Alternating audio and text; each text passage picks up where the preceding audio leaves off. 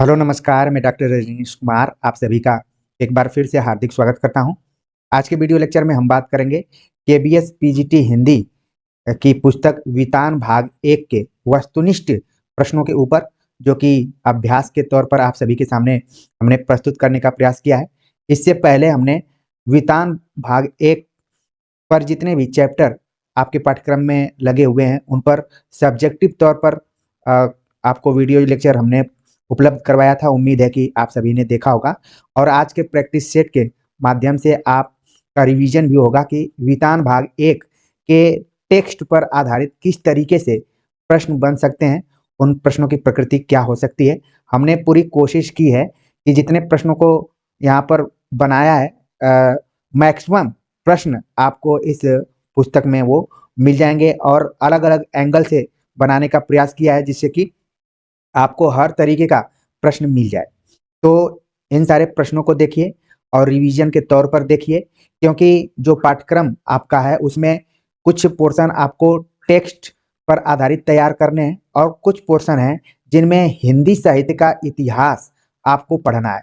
क्योंकि कई विद्यार्थी बार बार कमेंट्स कर कर ये पूछ रहे हैं कि हिंदी साहित्य का इतिहास कहाँ से शुरू किया जाए, तो इसको आप वहीं से पढ़िए जिस पुस्तक में आदिकाल से लेकर आधुनिक काल की तमाम विधाओं के बारे में चर्चा की गई हो। यानी कि मैं उन किताबों के बारे में बातचीत करना चाह रहा हूँ जिसको आमतौर पर आप हिंदी साहित्य का इतिहास मानते हैं, चाहे वो आचार्य रामचंद्र शुक्ल का हो, डॉक्टर नगेंद्र का हो, रामस्वरूप चतुर्वेदी का हो, या फिर डॉक्टर बच्चन सिंह का हो, या फिर इन किताबों को नहीं पढ़ना चाहते हैं तो जो भी आप वन लाइनर किताबों को आप खरीद कर रखे हुए हैं, जिनको पर आप विश्वास करते हैं, जिनको आपने कई बार पढ़ लिया है, तो उन किताबों से हिंदी साहित्य का इतिहास आप पढ़ सकते हैं। क्योंकि जब आप पीजीटी का सिलेबस देखेंगे तो उसमें एक लाइन लिखा हुआ है कि आपको एमए स्तर की गहन जानकारी होनी चाहिए। ये गहन जानकारी बहुत कुछ यहाँ पर कह रही है कि क्या होना चाहिए। यानी कि जितनी चीजें आप एमए में पढ़े हैं, चाहे वो हिंदी साहित्य का इतिहास हो, चाहे अन्य जो गद्य विधाओं के अंतर्गत आपने चीजें पढ़ी होंगी, सबको आपको अपने दिमाग में रखना है। तो यहाँ पर देखिए पाठ्यक्रम बनाने वाले ने अपना बचाव एक तरीके से कर लिया है इस बात को कहकर कि एमए स्तर की गहन जानकारी अपेक्षित है। तो आपको इस गहन जानकारी के लिए हिंदी साहित्य का इतिहास पूरा क्लियर होना चाहिए। तो इसके लिए आपको बहुत घबराने की जरूरत नहीं है। अगर आप UP TGT PGT, UGC net या फिर नवोदय विद्यालय या जो भी प्रवक्ता संबंधी परीक्षाएं हैं उनकी तैयारी आप कर रहे होंगे तो जाहिर सी बात है कि हिंदी साहित्य का इतिहास आप पढ़ रहे होंगे। अंतर यहाँ पर ये हो रहा है कि जो केबीएस में टेक्स्ट बुक लगी हैं, इन टेक्स्ट बुक्स के आधार पर क्वेश्चन कैसे पूछे जा सकते हैं और कैसे उनका हम अध्ययन करें, उसको लेकर लगातार मैं आप सभी के सामने प्रस्तुत होता रहा हूं। और आज हमने सोचा कि ऑब्जेक्टिव तौर पर देखा जाए कि किस तरीके से सवाल आ सकते हैं। तो चलते हैं पहले क्वेश्चन पे बात करते हैं। पहला प्रश्न पूछा गया है कि भारतीय गायिकाओं में बेजोड़ लता मंगेशकर के लेखक हैं। तो इस क्वेश्चन को आपने जैसे ही देखा होगा आपके दिमाग में तुरंत उसका आंसर गूंज गया होगा। हालांकि हम ऑप्शन जरूर पढ़ेंगे कि भारतीय गायिकाओं में बेजोड़ लता मंगेशकर के लेखक हैं। ऑप्शन दिया गया है कुमार गौरव, कुमार गंधर्व, गंधर्व कुमार, प्रकाश चौकसे। तो प्रश्न बहुत छोटा है, ऑप्शन जो दिया गया है मिलता जुलता ऑप्शन है। अब आपको सही तरीके से टिक करना है, क्योंकि जैसा कि आप जानते हैं कि ये जो एग्जाम होगा वो सीबीटी पर होगा, यानी कि कंप्यूटर बेस्ड टेस्ट होगा। तो यहाँ पर आपको क्लिक करना है कि कौन सा इसमें आंसर सही होगा। तो सही जवाब है इसका ऑप्शन बी, कुमार गंधर्व। थोड़ा सा भी आप हेर फेर करेंगे तो आपका आंसर गलत हो सकता है। आप देख रहे हैं कि ऑप्शन सी में गंधर्व कुमार भी लिखा हुआ है और ऑप्शन बी में कुमार गंधर्व है। तो जब आपने वितान भाग 1 पर सब्जेक्टिव तौर पर हमारा वीडियो लेक्चर देखा होगा तो तुरंत आप इसका आंसर बता देंगे। भारतीय गायिकाओं में बेजोड़ लता मंगेशकर के लेखक हैं कुमार गंधर्व। अगला प्रश्न है, निम्नलिखित में से किसने कबीर के निर्गुण पदों को अपने गायन के माध्यम से अंतरराष्ट्रीय पहचान दी है?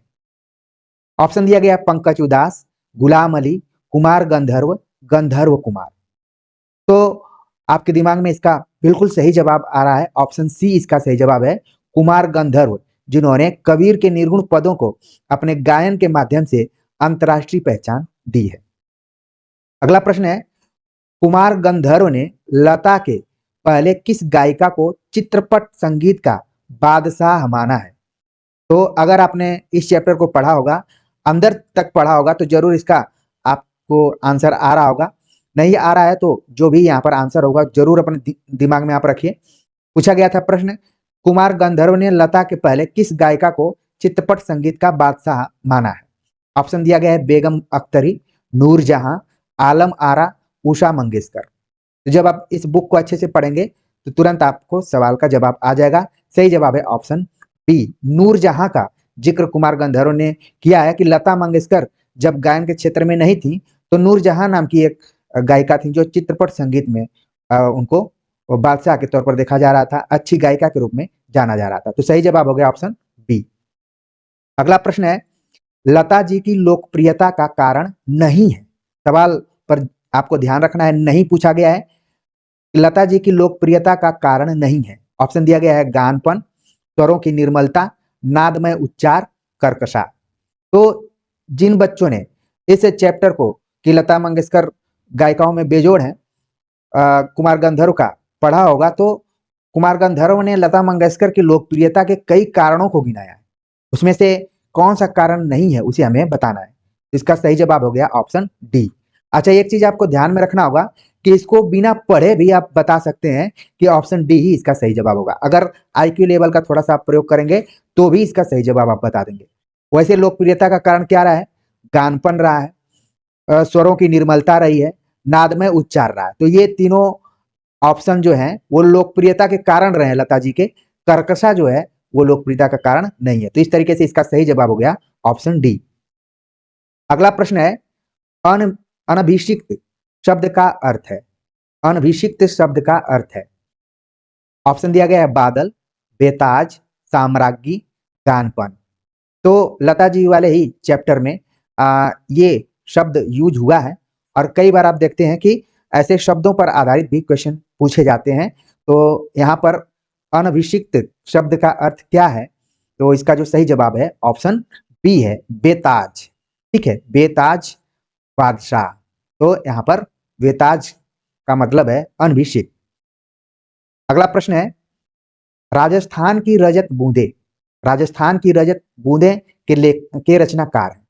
ऑप्शन दिया गया है भवानी प्रसाद मिश्र, अनुपम मिश्र, रामदरस मिश्र, केशव मिश्र। तो ऑप्शन में हमने सभी मिश्र को यहाँ पर रख दिया है।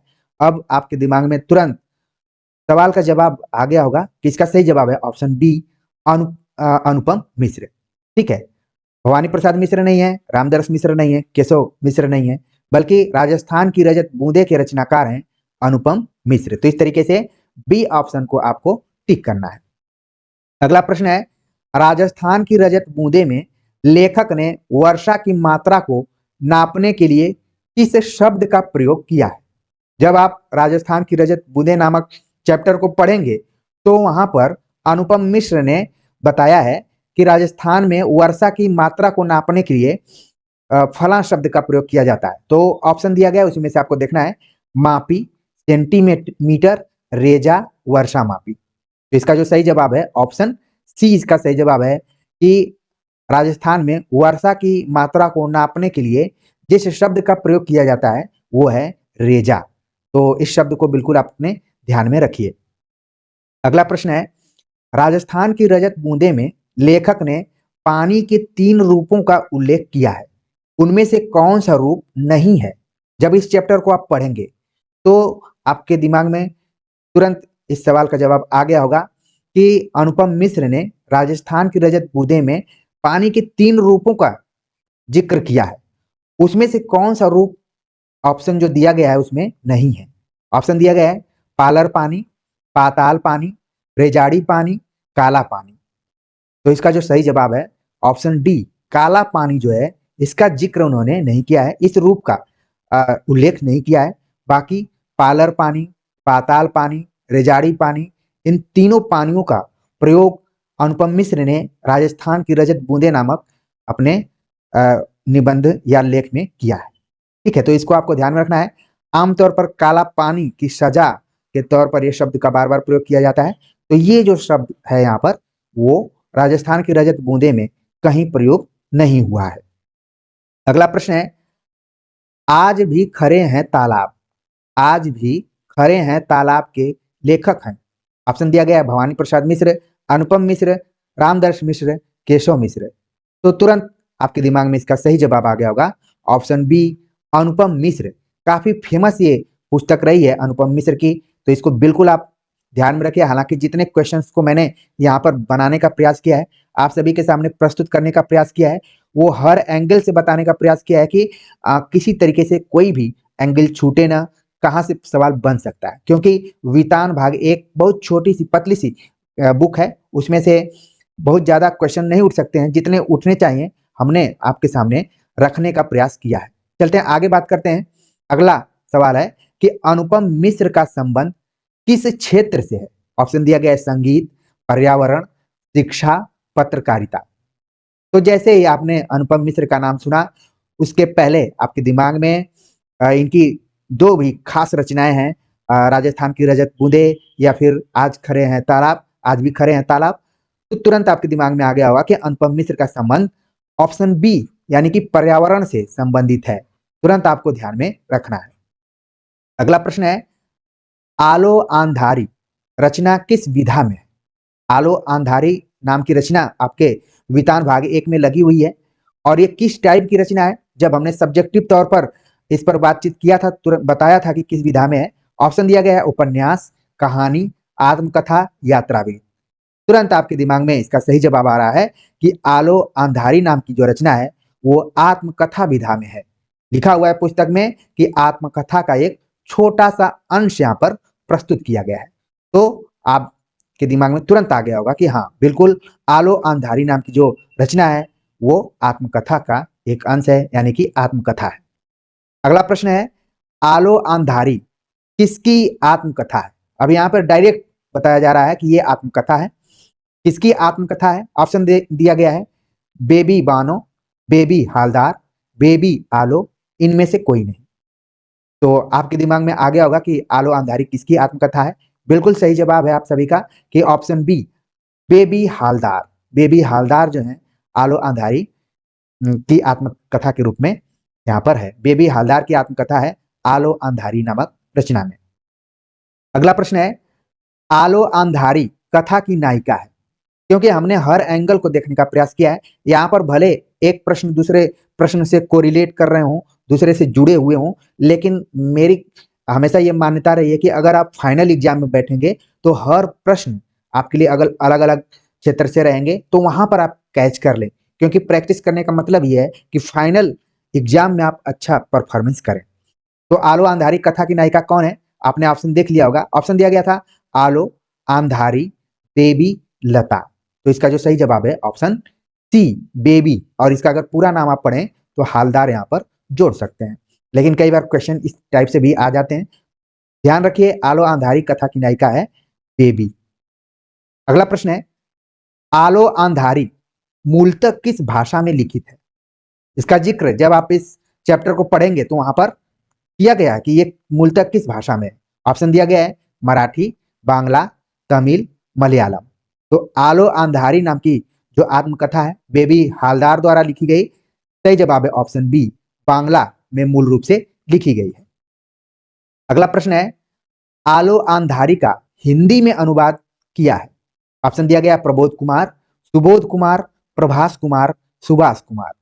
तो आप देख रहे हैं कि सब कुमार कुमार यहाँ पर लगे हुए हैं।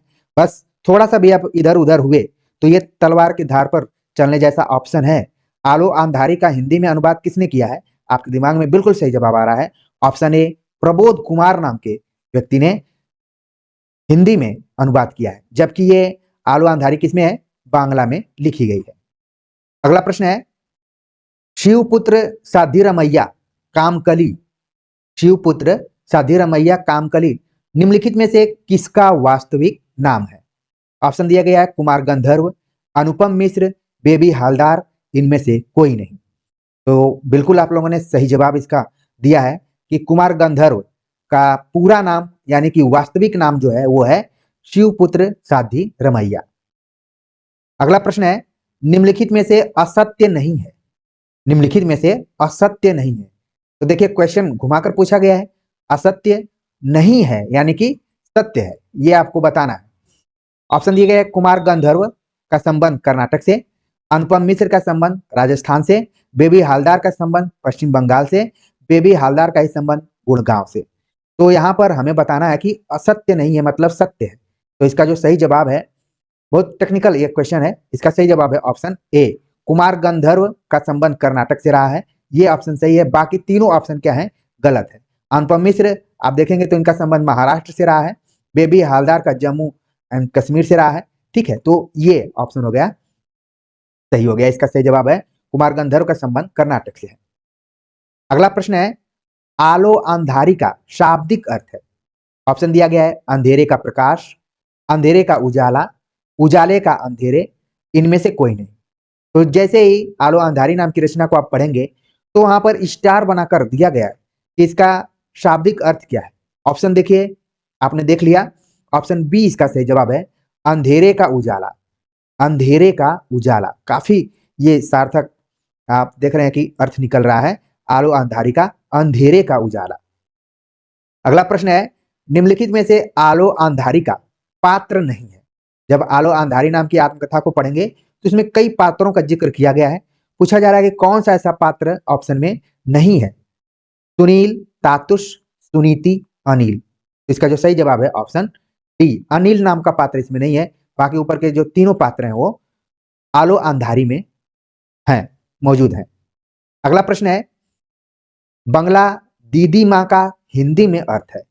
बंगला दीदी माँ का हिंदी में अर्थ क्या है। ऑप्शन दिया गया है, मौसी, मामी, बुआ, नानी। तो जितने लोग बंगाल इत्यादि से जुड़े होंगे उनको तुरंत इसका सही जवाब आ गया होगा, और जिन लोगों ने इस वितान भाग 1 को पढ़ा होगा वो भी इसका सही जवाब ढूंढ लिए होंगे। सही जवाब है ऑप्शन डी, नानी। दीदी माँ का मतलब है नानी। तो इस तरीके से हमने कुल 20 प्रश्नों को इस पुस्तक से छांटकर आप सभी के सामने प्रस्तुत किया और हर तरीके के क्वेश्चंस को रखने का प्रयास किया, जिससे कि जब दोबारा इस पुस्तक का अध्ययन आप करें तो इन प्रश्नों के हिसाब से भी उनको देखने का प्रयास करें। और कुछ नए प्रश्न आ जाते हैं तो अच्छी बात है, हालांकि हमने आप सभी के प्रैक्टिस सेट के लिए पूरा अध्ययन किया इसका, और यही मुझे लगा कि जितने भी तरीके के प्रश्न बन सकते हैं उनको मैं आप सभी के सामने प्रस्तुत कर दिया हूँ। तो उम्मीद है कि आप सभी को अच्छा लगा होगा, कमेंट्स कर जरूर बताइए। और वितान भाग आपका सब्जेक्टिव और ऑब्जेक्टिव दोनों तरीके से पूरा हो गया है।